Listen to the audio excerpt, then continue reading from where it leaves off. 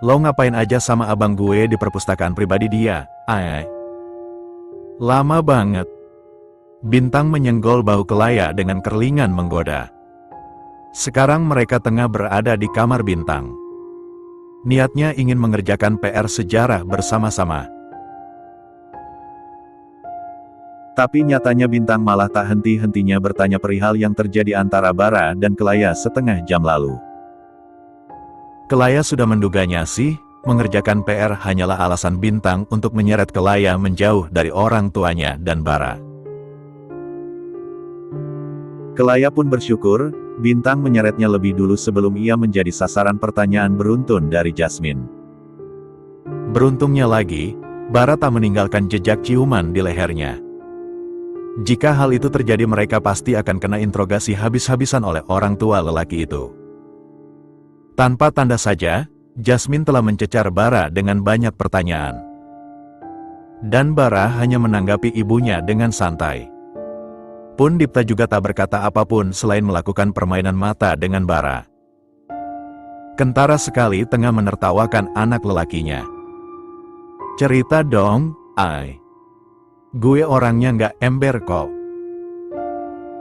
Nggak bakal cerita sama mama papa, janji. Bintang kini bergelayut di lengan kiri Kelaya. Penuh binar bahagia ia menanti jawaban Kelaya.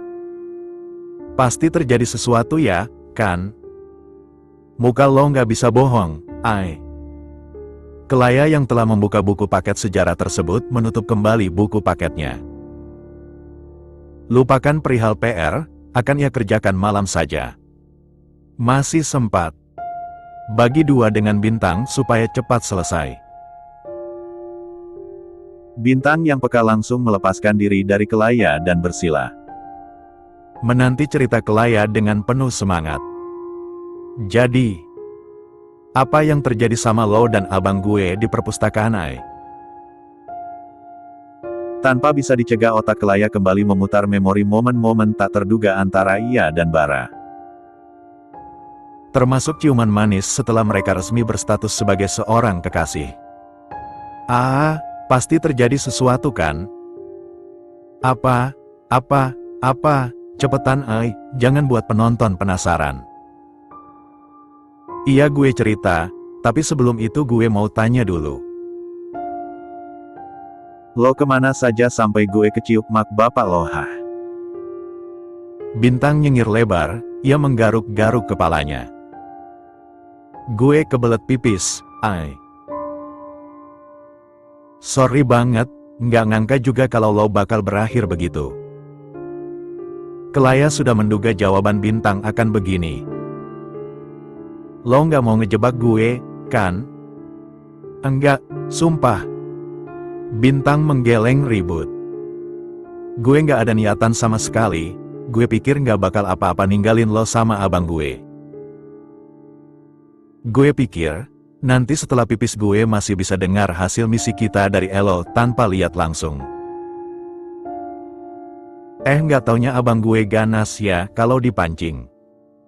Dalam hati, Kelaya mengiyakan perkataan Bintang. Bara memang ganas.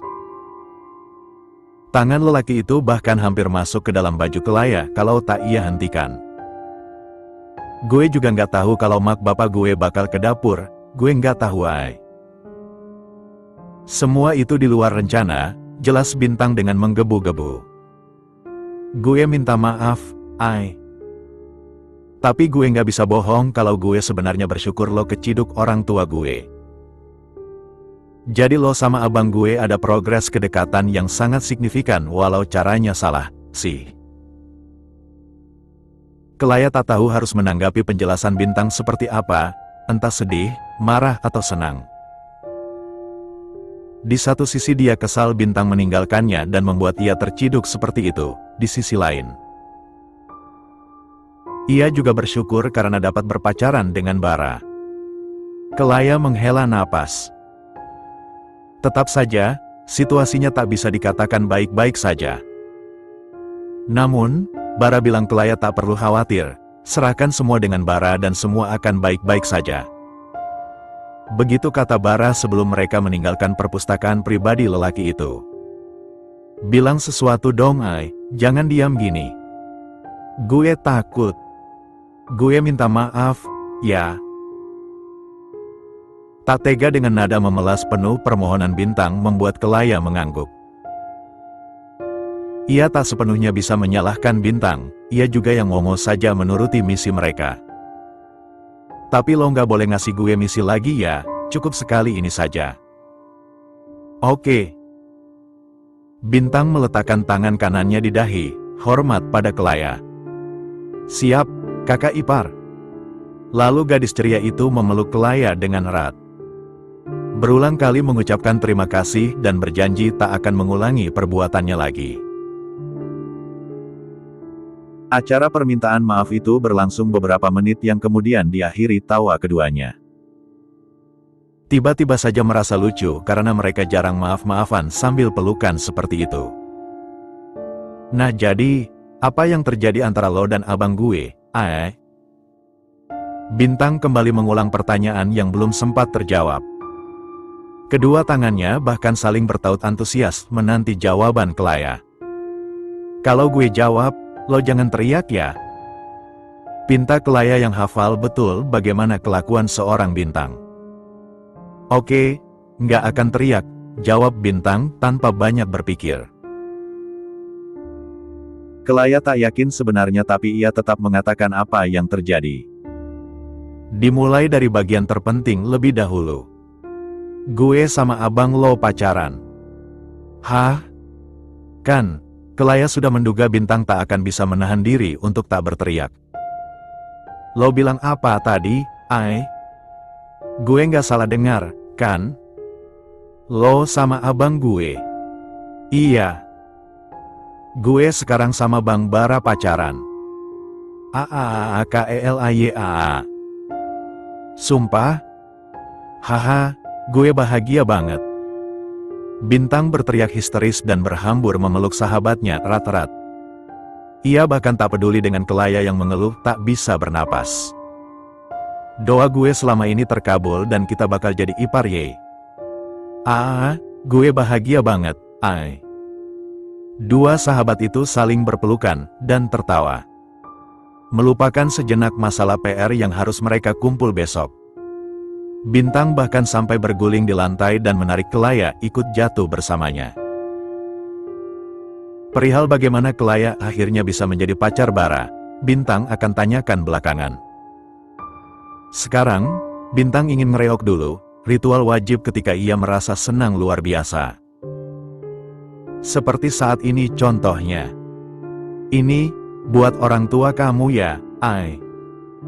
Bilang, dari calon besan. Jasmine terkikik geli setelah menyerahkan kantong kain berisi hamper kue pada Kelaya. Tanyain, kapan kami bisa berkunjung gitu?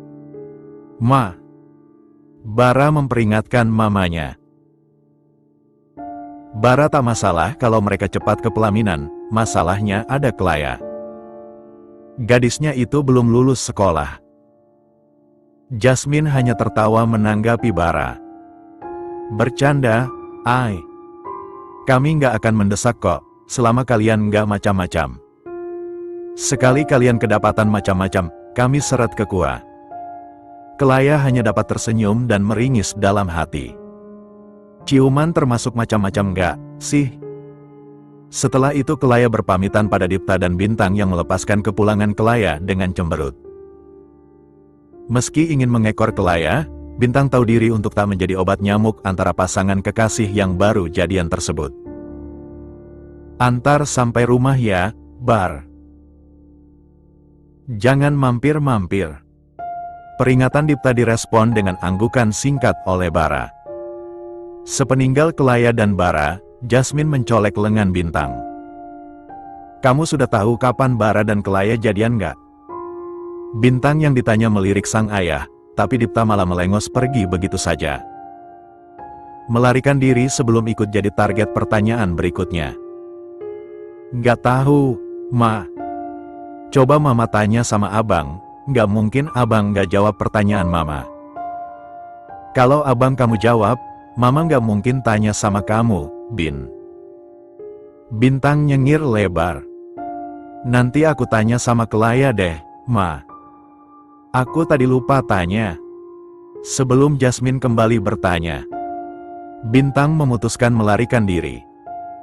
Bye, Ma, aku tidur duluan ya. Bintang, Mama belum selesai. Hampir jam 9 malam ketika mobil Bara mendarat mulus di depan rumah Kelaya. Seperti yang Dipta peringatkan, mereka tak mampir dimanapun. Meski Bara gatal ingin singgah di tempat makan atau sekedar mengajak Kelaya jalan-jalan. Rumah kamu kok, lampu terasnya mati. Orang tua kamu beneran sudah ada di rumah, kan? Kelaya juga mempertanyakan hal tersebut. Pasalnya, tadi siang orang tuanya mengabari kalau akan pulang ke rumah setelah neneknya keluar dari rumah sakit. Dan, nenek Kelaya sudah keluar rumah sakit tadi sore, jadi seharusnya orang tuanya sudah ada di rumah sekarang. Aku telepon, Mama dulu ya, Bang. Tak perlu menunggu lama, telepon Kelaya langsung tersambung dengan mamanya. Mama sudah pulang, Ma. Bara menyandarkan tubuh pada kursi kemudi. Menatap sepenuhnya pada Kelaya dan tersenyum kecil ketika gadis itu menoleh menatapnya. Mama masih di jalan, Ai. Kayaknya jam 10 baru sampai rumah. Kamu sudah di rumah? Iya, Ma. Pulang sendiri? Enggak, aku diantar sama abangnya Bintang, Ma. Oh, yang dokter itu kan, Ai? Iya, Ma. Kelaya tersipu ketika Bara tersenyum teramat manis padanya. Bintang juga ikut? Enggak, Ma. Bang Bara sehabis dari sini katanya mau pulang ke apartemen. Kan besok harus ke rumah sakit, jadi Bintang nggak ikut. Oh alah, ya sudah. Titip salam ya, sayang. Bilang terima kasih dari Mama, karena sudah mau repot-repot nganterin kamu. Setelah ucapan selamat malam dan wejangan dari mamanya untuk tak lupa mengunci pintu, sambungan telepon diakhiri. Dari tempatnya duduk, Kelaya menghela napas kemudian menyampaikan titipan salam dan ucapan terima kasih dari mamanya. Saya nggak bisa ketemu orang tua kamu dong malam ini. Kelaya mengulum senyum malu-malu. Nggak sudah hari ini juga nggak apa-apa, kapan-kapan. Aku juga mau bilang dulu sama mama papa supaya mereka nggak kaget. Gemas, Bara mengacak rambut Kelaya. Iya, kabarin saya kalau kamu sudah siap ya. Iya, Bang. Kelaya mengangguk dengan senyum lebar. Tapi senyum itu hanya berlangsung beberapa saat sebelum surut karena ia menyadari harus keluar dari mobil dan masuk ke rumah yang gelap gulita. Patut diketahui, Kelaya itu takut kegelapan. Bang. Sepertinya kalau minta temani Bara sampai ia selesai menyalakan lampu-lampu rumahnya. Lelaki itu tak akan masalah. Temani aku turun ya. Sampai aku nyalain semua lampu baru abang pulang. Ya, Bang ya. Iya. Seharusnya Kelaya tak perlu meminta, karena Bara akan melakukannya dengan sukarela. Setelah turun dari mobil, Bara menggenggam erat tangan Kelaya dan berjalan ke teras rumah gadis itu. Tak lupa pula mereka membawa hamper pemberian orang tua Bara. Setelah menyalakan lampu dan membukakan pintu rumah dari kunci yang ia terima dari Kelaya, Bara masuk lebih dulu, masih dengan menggenggam erat tangan Kelaya. Ia menemani gadis itu mencari saklar lampu. Kalau saja tak ada Bara, Kelaya lebih memilih untuk kembali ke rumah Bintang daripada harus masuk ke dalam rumah dalam keadaan gelap seperti ini. Walau tak melihat apapun, tapi ia tak dapat menahan dirinya untuk tak berprasangka buruk kalau ada sosok lain setelah ia memasuki rumah. Bara tak dapat menahan tawanya saat mendapati wajah pucat pasi Kelaya ketika lampu telah menyala. Tangan kanan Kelaya yang dalam genggaman Bara terasa dingin. Sedangkan tangan kiri gadis itu memegang kantong kain erat-erat. Kamu takut? Iya, lah. Wajah Kelaya masam sekali. Ia mengedarkan pandang ke sekeliling rumah. Mendapati semuanya aman, ia dapat bernapas lega. Tapi ia masih takut kalau ditinggalkan sendirian. Dan Bara tak mungkin menemaninya sampai orang tuanya kembali. Sudah terang, kan? Saya pulang ya? Jangan. Refleks Kelaya memegangi lengan Bara. Ia meletakkan kantong kain berisi hamper tersebut lebih dulu sebelum lanjut memohon. Kali ini memegangi lengan Bara dengan kedua tangannya agar lebih mantap. Abang jangan pulang, maksudnya, jangan pulang dulu, nanti saja. Nanti, sampai takut aku hilang. Sebentar doang kok, ya, please. Sebenarnya, pertanyaan Bara hanya untuk menggoda Kelaya. Ia tak benar-benar ingin pulang. Namun, ia tak menyangka Kelaya akan memohon seperti ini. Matanya yang bulat menatap Bara penuh permohonan, mirip anak anjing. Kelaya. Bara memutar tubuh, sepenuhnya menghadap Kelaya. Jangan tatap saya begini. Kelaya berkedip tak paham. Kamu gemesin banget, saya jadi pengen nyium kamu. Mata Kelaya kian membola kaget. Boleh saya cium? Kali ini Bara meminta izin dan Kelaya tak mengangguk. Gadis itu menelan ludah gugup, menggigit bibir, mempertimbangkan. Tapi belum sempat ia memberi jawaban, Bara telah menyatukan bibir mereka lebih dulu. Bara selalu tak sabaran kalau menyangkut Kelaya.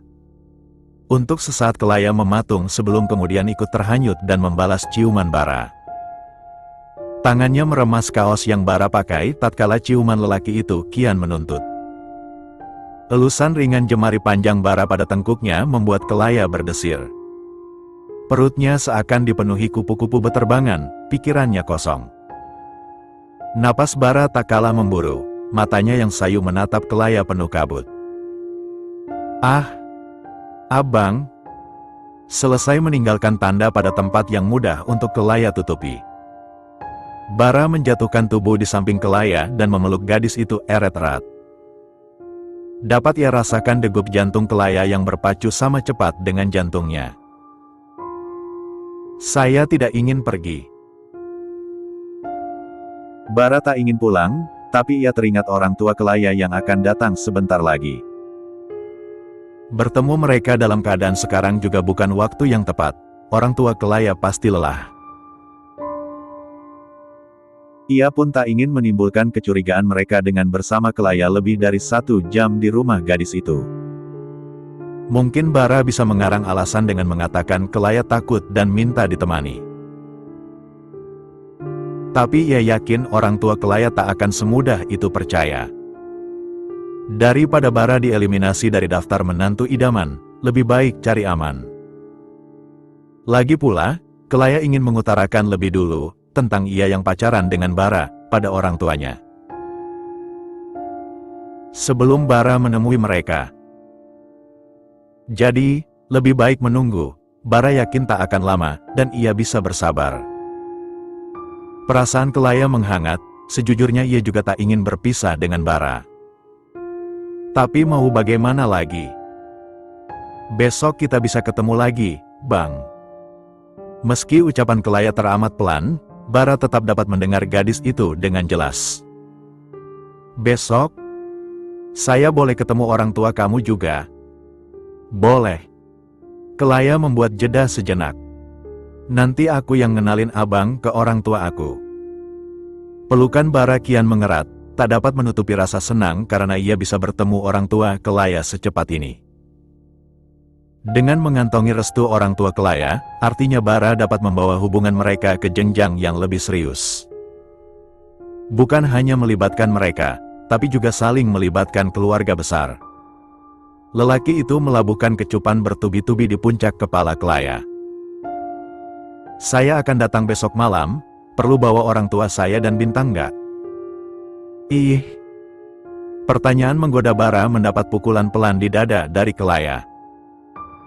Kerasnya dada Bara membuat Kelaya tergoda untuk menyentuhnya. Tapi mengingat bagaimana panasnya ciuman mereka tadi, ia mengurungkan niatnya. Bara sedang jinak, dan Kelaya takut lelaki itu kembali mengganas. Bercanda. Bara terkekeh pelan kemudian membuat jarak di antara mereka. Ia melabuhkan kecupan di ujung hidung Kelaya. Saya pulang ya, kurang setengah jam lagi orang tua kamu pasti sampai. Hilangnya kehangatan yang melingkupi tubuhnya membuat Kelaya merasa kehilangan. Meski begitu, ia patuh membuat jarak di antara mereka. Namun, binar matanya tak dapat berbohong kalau ia tak mau ditinggalkan. Bang Bara pulangnya hati-hati ya, kabarin aku kalau sudah sampai apartemen. Kelaya memberikan pelukan singkat sebelum Bara benar-benar meninggalkannya. Ia memejamkan mata, menghirup aroma khas Bara sebelum lelaki itu pergi. Kamu masuk duluan, baru saya akan masuk ke mobil. Meski sempat terjadi perdebatan singkat, Kelaya mengalah. Ia masuk ke rumah lebih dulu, mengunci pintu kemudian berlari ke arah jendela kaca. Menatap Bara yang telah memasuki mobil dari sana. Dan, Bara pun menurunkan kaca mobilnya. Lelaki itu melambai singkat sebelum kemudian menunjukkan ponselnya pada Kelaya. Kelaya sempat terheran-heran, tapi ketika ponsel di kantong celana tiba-tiba berbunyi ia tersadar. Sebuah panggilan video dan nama Bara tertera di sana. Saya khawatir kamu takut, jadi saya temani dalam bentuk panggilan video ya. Kelaya tak dapat menahan senyumnya. Ia melambai ceria pada Bara lewat kaca jendela. Melepaskan kepergian mobil lelaki itu dengan perasaan campur aduk, ia sedih Bara pergi. Tapi senang Bara peka dengan perasaannya, walau tak Kelaya utarakan. Bintang benar, tak sulit bagi Kelaya untuk jatuh hati pada Bara. Dan sebagaimana Bara jatuh padanya, Kelaya pun begitu. Sosok lelaki dalam ponsel itu menyapu semua ketakutan Kelaya. Saking asiknya mengobrol dengan Bara, ia bahkan tak menyadari kedatangan mobil orang tuanya. Saat orang tuanya membuka pintu rumah, barulah Kelaya tersadar.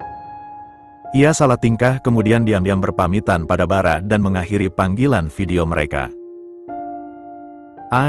Ada Pak Karmin jaga gerbang belakang.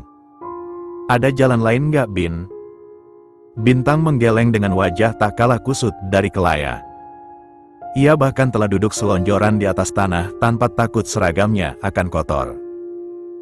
Hari ini adalah hari terburuk mereka sepanjang sejarah persekolahan. Terlambat dan tak bisa menyelinap masuk. Semua jalan tikus ada penunggunya. Lebih buruk lagi, mereka kini sayup-sayup mendengar ceramah pagi Senin tentang pentingnya disiplin dan tak terlambat. Gue yakin pasti ada yang telat dan dijemur di depan semua orang. Bintang mengangguk menyetujui tebakan Kelaya, hal itu sudah sering terjadi.